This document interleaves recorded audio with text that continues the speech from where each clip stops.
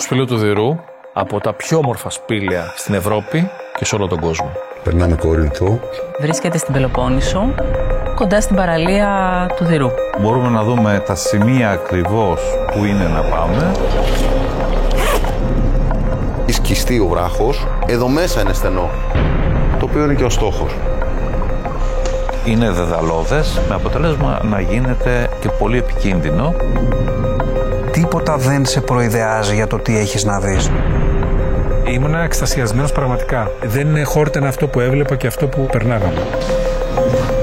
Έχουν βρεθεί οστά από πάνθυρες. Υποπόταμοι και πάνθυρες στην Ελλάδα. Δεν είναι κάτι που το περιμένει κανείς να το ακούσει.